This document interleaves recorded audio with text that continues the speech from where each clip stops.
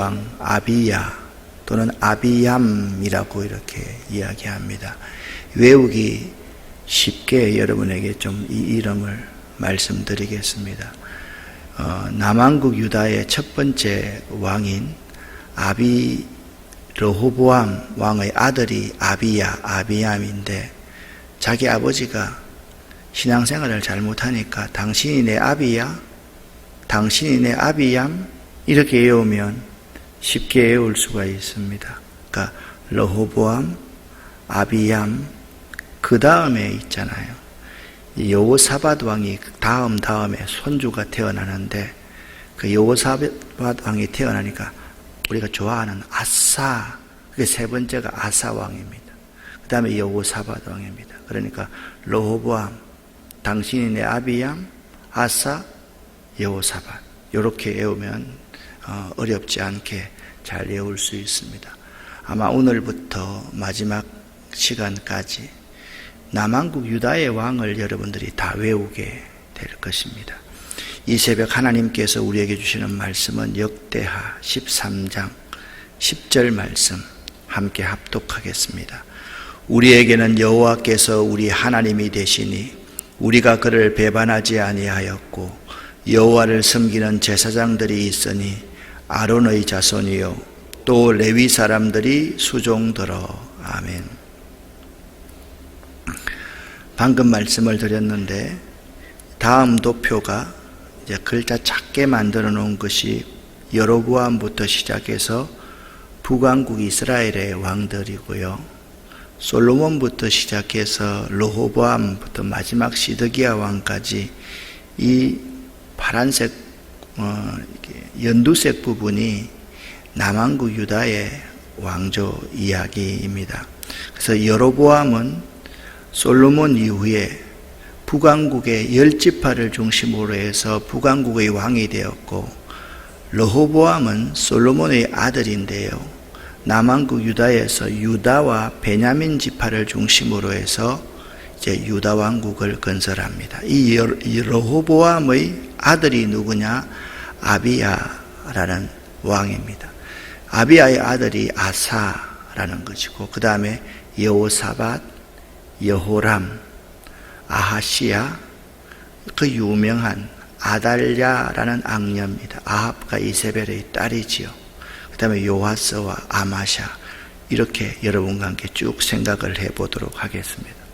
말씀을 드렸듯이 11장 12장은 솔로몬의 아들로 남쪽 유다왕국의 초대왕인 르호보암의 통치에 대해서 여러분과 함께 어제까지 생각했고요, 오늘 13장은 르호보암의 아들 아비야 또는 아비얌에 대해서 기록하고 있습니다.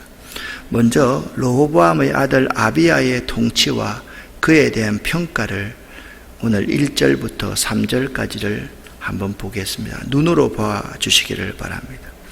여로보암 왕, 북왕국 이스라엘의 여로보암 왕 18년째에 아비야가 유다 왕이 되어서 유다에서 예루살렘에서 3년 동안 다스렸습니다. 아비얌은 3년 동안 유다 왕이 되었습니다. 그의 어머니의 이름은 미가야요 기브아 사람 우리엘의 딸이었습니다. 아비야가 여로보암과 더불어 싸웁니다. 자, 말씀을 11장에 보면 하나님께서는 동족끼리 싸우는 법이 아니다, 싸우지 말고 화해해라. 그 12장에는 그의 아버지 르호보암이 전 국토를 요새하면서 서로 싸우지 않았습니다. 그런데 르호보암의 아들 아비야가 여로보암과 더불어 싸우는데, 아비야에게는, 남왕국 유다에게는 40만 명의 군사가 있고 북왕국 이스라엘에는 80만 명의 군사가 있었는데 서로가 대진합니다. 자, 여러분 한번 생각해 보세요. 80만 명이 이기겠어요? 40만 명이 이기겠어요? 그건 전쟁을 하면요, 80만 명이 이길 수 있는 확률이 훨씬 더 높다라는 사실을 알 수 있습니다. 지금 양측이 지금 일촉즉발의 전쟁 앞에 서 있다. 이쪽 북쪽에는 80만 명이고 남쪽에는 40만 명이다. 말씀을 드렸듯이 하나님은 동족 간의 싸움보다 서로 화목하기를 원하셨습니다. 그게 11장의 내용인데 11장 2절 4절 말씀을 보니까 여호와의 말씀이 선지자 스마야에게 임합니다. 스마야가 이렇게 말합니다. 너희 형제와 싸우지 말고 각기 집으로 돌아가라고 하나님께서 말씀하셨습니다. 지금까지 하나님 말씀에 잘 순종하지 않았던 아비야의 아버지 르호보암이 이 말씀을 듣고 돌아가서 되돌아갔다라고 그렇게 말씀하고 있습니다. 그런데 르호보암의 아들 아비야와 여로보암 두 왕이 모두 동족 간에 싸우지 말라고 하는 하나님의 바램을 지금 저버리고 있는 모습을 볼 수가 있습니다. 그러면 르호보암의 아들 아비야에 대해서 성경은 어떻게 평가하고 있는지를 생각해 봐야만 합니다. 여러분, 사무엘 상하, 열왕기 상하, 그리고 역대 상하를 여러분과 함께 계속해서 보아오고 있습니다. 이 역대기는 성전 중심의 역사입니다. 다윗 중심의 역사입니다. 그래서 역대기에는 다윗에게 있어서 흠결이 되는 부분은 기록하지 않고 있어요. 예를 들면 다윗이 밧세바를 범한 사건, 충신 우리아를 죽였던 사건 같은 것은 역대기에서는 기록하고 있지 않습니다. 왜? 기록할 필요가 없다라고 역대기 기자가 여기기 때문에 그렇습니다. 그래서 열왕기서에 보면 왕들의 범죄 사실을 자세하게 설명해 놓고 있습니다. 그래서 열왕기서 15장 1절부터 3절까지 말씀을 보면 이 아비야에 대한 이야기들을 정확하게 해주고 있습니다. 열왕기상 15장 3절 말씀을 같이 한번 읽어보겠습니다. 아비얌이 그의 아버지가 이미 행한 모든 죄를 행하고 그의 마음이 그의 조상 다윗의 마음과 같이 아니하여 그의 하나님 여호와 앞에서 온전하지 못하였으나. 아멘. 그러니까 아비얌은요, 그의 아버지 르호보암이 행한 죄를 그대로 답습하고 그의 마음이 그의 조상이라고 자처하는 다윗의 마음, 다윗의 길을 쫓지 아니해서 신앙생활을 온전히 하지 못하였던 왕이다. 그 사람이 아비얌이라는 뜻이다. 아비야라는 이름말의 뜻은 뭐냐며 나의 아버지는 여호와이시다 라는 뜻입니다. 그러니까 아비야가 태어났을 때 너는 나의 아버지는 여호와이시다 라는 고백을 하고 살아라. 그렇게 해서 그 이름을 아비얌이라고 지었는데 이 아비야는 있잖아요. 자기 아버지 르호보암만이 아버지였던 거예요. 하나님이 아버지가 되어야 되는, 우리도 마찬가지입니다. 하나님이 나의 신랑이 되고 하나님이 나의 신부가 되어야 되는데 우리가 자꾸 보면 사람을 자꾸 따라가는 거죠.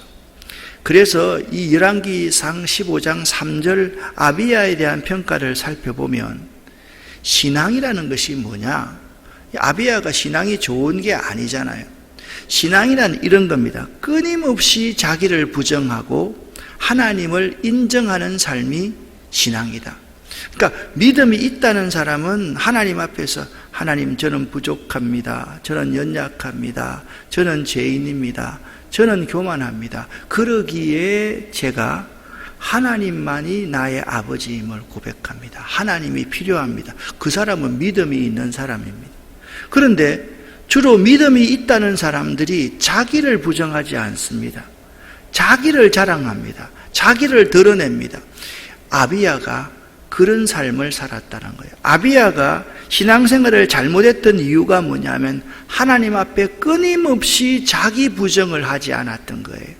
그리고 하나님을 인정하는 삶을 살지 않았던 것을 알 수가 있습니다. 아비야가 오늘 본문 말씀 13장 3절부터 12절까지의 이제 북왕국 이스라엘의 여로보암 왕과 전쟁하면서 연설을 행하거든요. 그 연설 가운데 북왕국 이스라엘 여로보암 1세의 정책을 세 가지로 설명을 하고 있습니다. 자, 8절 9절 말씀을 같이 한번 읽어보겠습니다. 이제 너희가 또 다윗 자손의 손으로 다스리는 여호와의 나라를 대적하려 하는도다. 너희는 큰 무리요 또 여로보암이 너희를 위하여 신으로 만든 금송아지들이 너희와 함께 있도다. 너희가 아론 자손인 여호와의 제사장들과 레위 사람들을 쫓아내고 이방 백성들의 풍속을 따라 제사장을 삼지 아니하였느냐. 누구를 막론하고 어린 수송아지 한 마리와 순양 7마리를 끌고 와서 장립을 받고자 하는 자마다 허무한 신들의 제사장이 될 수 있도다. 아멘. 북왕국 여로보암 왕은요, 북이스라엘을 세우고 그 백성들의 마음이 남왕국에 있는 예루살렘 성전으로 향하지 못하도록 몇 가지의 종교 정책을 시행합니다. 첫 번째, 베델과 단에 금송아지를 만들어 구태여 이제 예루살렘 성전으로 갈 필요가 없다라고 선전하기 시작했습니다. 두 번째, 말씀드렸듯이 일반인에게도 뇌물을 받고 제사장을 임명하여서 하나님의 법을 어겨서 종교를 부패시킵니다. 세 번째, 하나님이 정하신 절기, 예를 들면 초막절이 7월 15일부터 21일인데 그러니까 여러분 여기 보시면 거의 일주일간 아닙니까? 초막절이라는 것은 야외에 나가서 텐트를 치고 사는 날이거든요. 여러분 불편하겠어요? 불편하지 않겠어요? 불편하잖아요. 그러니까 여로보암은요 8월 15일을 딱 정해놓고 하루만 하라. 그러니까 편리하게 백성들이 종교 생활을 할 수 있도록 만들었던 왕. 그래서 북왕국 여로보암 1세는 온 나라와 백성들을 재짓게 한 왕입니다. 그래서 성경을 보면 다윗의 길을 따라갈 것인가 여로보암의 길을 따라갈 것인가 묻고 있다라는 거예요. 다윗의 길은 하나님을 향하는 길이고 여로보암의 길은 배역하고 배반하는, 하나님을 배역하고 배반하는 길임을 알 수가 있습니다. 자, 이제 남북이 대치하고 있습니다. 북왕국 이스라엘은 80만 명의 군사를 거느리고 여로보암이 있고, 남왕국 유다는 40만 명의 군사를 거느리고 아비얌이 지금 전쟁을 행합니다. 그런데 이 전쟁은 이상한 전쟁입니다. 아비얌이 있잖아요. 전쟁을 하려고 생각하지 않고 연설을 하기 시작을 하는 거예요. 4절 말씀을 함께 읽어보겠습니다. 아비야가 에브라임 산중 스마라임 산 위에 서서 이르되 여로보암과 이스라엘 무리들아 다 들으라. 이스라엘의 하나님 여호와께서 소금 언약으로 이스라엘 나라를 영원히 다윗과 그의 자손에게 주신 것을 너희가 알 것 아니냐. 그러니까 이 아비얌이라는 왕은요, 하나님께서 다윗과 그의 자손에게 주신 언약의 신실성, 진실성을 상기시키고 있습니다. 여기 이제 5절에 소금 언약이라는 단어가 나오는데, 소금 언약이라는 것이 뭐냐면 하나님의 언약은 변질되지 않고 부패되지 않는다. 그래서 소금 언약이라는 말은 변하지 않는 영원한 언약이라는 뜻입니다. 이 단어는요, 성경에서 몇 번 나옵니다. 소금 언약은 변하지 않는 영원한 하나님의 언약을 말할 때 소금 언약이라고 말을 한다. 하나님의 언약이 결코 변치 않습니다 라고 말할 때 소금 언약이라는 단어를 쓴다라는 것을 알아야만 합니다. 그리고 이 아비얌이 연설을 하기를 이렇게 말합니다.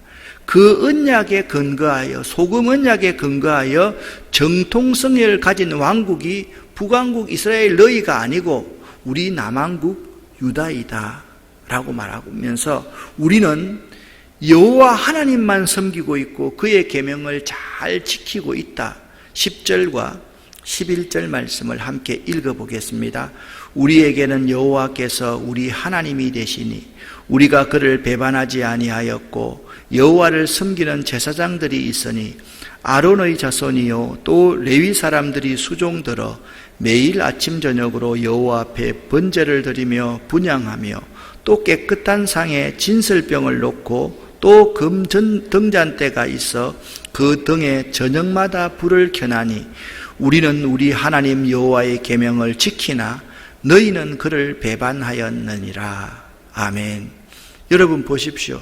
우리에게는 여호와께서 우리 하나님이 되시니 라고 말을 하고 있고, 우리들은 우리 하나님 여호와의 계명을 잘 지키는 유다 왕국이지만은 북왕국 이스라엘 너희들은 하나님을 배반한 족속들이 아니냐, 그렇게 말합니다.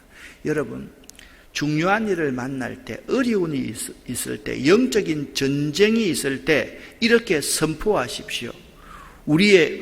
우리에게는 여호와께서 우리 하나님이 되십니다. 같이 한번 읽어보겠습니다. 우리에게는 여호와께서 우리 하나님이 되십니다. 아멘. 굉장히 힘있는 선포입니다. 우리에게는 여호와께서 우리 하나님이 되십니다. 이것이 아비야가 행한 연설의 가장 핵심적인, 전쟁을 앞두고 우리에게는 여호와께서 우리 하나님이 되십니다 라고 선포하고 있다라는 겁니다. 세 번째, 아비야가 이렇게 말합니다. 여로보암과 북이스라엘은 하나님의 그 소금 언약을 버리고 다윗 왕가를 배반했을 뿐만 아니라 도리어 우상 숭배하는 죄악을 범하고 있다라고 비난하고 있습니다. 자, 6절부터 9절까지 좀 긴데요, 같이 한번 읽어보겠습니다. 다윗의 아들 솔로몬의 신하 느밧의 아들 여로보암이 일어나 자기의 주를 배반하고 남봉군과 잡배가 모여 따름으로 스스로 강하게 되어 솔로몬의 아들 르호보암을 대적하였으나 그때의 르호보암이 어리고 마음이 연약하여 그들의 입을 능히 막지 못하였었느니라. 이제 너희가 또 다윗 자손의 손으로 다스리는 여호와의 나라를 대적하려 하는도다. 너희는 큰 무리요 또 여로보암이 너희를 위하여 신으로 만든 금송아지들이 너희와 함께 있도다. 너희가 아론 자손인 여호와의 제사장들과 레위 사람들을 쫓아내고 이방 백성들의 풍속을 따라 제사장을 삼지 아니하였느냐. 누구를 막론하고 어린 수송아지 한 마리와 순양 7마리를 끌고 와서 장립을 받고자 하는 자마다 허무한 신들의 제사장이 될 수 있도다. 아멘. 그러니까요, 북왕국 이스라엘의 여로보암 왕과 북왕국 이스라엘은 하나님을 배반하고 하나님의 백성을 대적하고 하나님의 법도를 무시하고 우상 숭배를 했던 것입니다. 자, 이런 나라와 이런 왕이 흥하겠어요, 망하겠어요? 당연히 망할 것 아닙니까? 여러분, 이 아비얌의 전쟁을 앞둔 연설의 핵심은 바로 이것입니다. 과연 하나님께서 누구의 편을 들어서 이기게 하실까? 그것은 너무 자명한 것 아니냐. 그러니까 이 전쟁의 승패는 우리 군사력에 달린 것이 아니라 하나님이 누구의 편에 서느냐에 달려있다. 그렇게 아비얌이 선언하고 있는 것입니다. 여러분, 항상 전쟁을 시작하기 전에 하나님의 소금 언약에 근거하여서 승리를 선포하는 여러분 되시기를 예수 이름으로 간절히 축원합니다. 우리에게는 여호와가 우리 하나님이 되십니다 라는 선포를 할 수 있어야만 됩니다. 13절부터 18절까지 말씀에 의하면 이 전쟁은 남쪽 유다 왕국이 당연히 승리를 거두었습니다. 수적 열세에도 불구하고 80만과 40만입니다. 승리할 수 있었던 것은 오로지 하나님께서 여로보암과 온 이스라엘을 쳐서 패하게 하셨기 때문입니다. 그 사실을 18절에서 이렇게 말하고 있습니다. 자, 색깔이 있는 부분 같이 한번 읽어보겠습니다. 저희가 그 열조의 하나님 여호와를 의지했기 때문이라고 설명합니다. 그러니까 이 전쟁에서 저희가 그 열조의 하나님 여호와를 의지했기 때문이다. 다시 묻습니다. 유다의 승리와 아비야의 강성함은 어떻게 이루어졌습니까? 저희가 그 열조의 하나님 여호와를 의지했기 때문이다 라고 말씀하고 있습니다. 사랑하는 여러분, 하나님과의 관계가 성패의 관건입니다. 특별히 여기 열조의 하나님 여호와를 의지했다라는 말이 있는데, 이 열조의 하나님이라는 말은 아브라함 때부터 지금까지 하나님의 백성을 변함없이 인도하여 주시고 보호하여 오신 신실하신 하나님을 강조할 때 열조의 하나님이라는 단어를 사용합니다. 그 하나님을 의지한다는 것은 하나님이 베푸신 소금 언약에 근거하여서 하나님의 명령에 전적으로 순종하는 삶을 살아감을 말한다는 것입니다. 사랑하는 여러분, 열조의 하나님 언약에 근거해서 그 명령에 전적으로 순종하십시오. 그러면 반드시 승리합니다. 성공하고 싶습니까? 열조의 하나님의 소금 언약에 근거하여서 하나님의 약속의 말씀을 붙들고 그 약속의 말씀에 전적으로 순종하면 반드시 성공하게 되어 있다. 그렇게 말씀하고 있는 것입니다.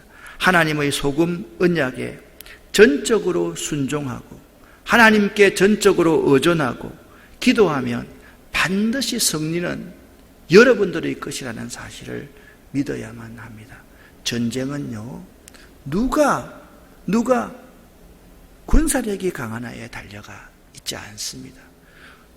하나님이 누구의 편이냐에 달려있다라는 것을 알아야만 합니다. 아비야, 이 아비야는 비록 다윗의 길을 따르지 아니하고 하나님을 온전히 믿지 아니했지만 이 전쟁에서만은 하나님의 편, 하나님이 내 편이 되신다는 확신을 가지고 선포했다. 항상 그냥 입으로만 선포하는 것이 아니라 전심으로 하나님을 의지하면서 우리에게는 여호와가 우리 편입니다. 나에게는 여호와가 나의 편입니다. 라고 선포할 수 있는 여러분 되시기를 예수 이름으로 간절히 축원합니다. 기도하겠습니다. 살아계신 하나님 아버지, 감사합니다. 고맙습니다. 먼저 기도합니다. 하나님께서 우리 김숙희 집사님을 이제 퇴원시키셔서 일산에 요양원으로 모시게 도와주셔서 감사합니다. 회복이 급속할 수 있도록 도와주시옵소서. 우리 신상희 성도님, 이제 하나님께서 온전한 회복을 주시옵소서. 우리 최영기 집사님을 기억하시고 김유경 집사님을 기억하시고 김경자 권사, A 권사님을 기억하시고 우리 김민주 집사님을 축복하여 주시옵소서.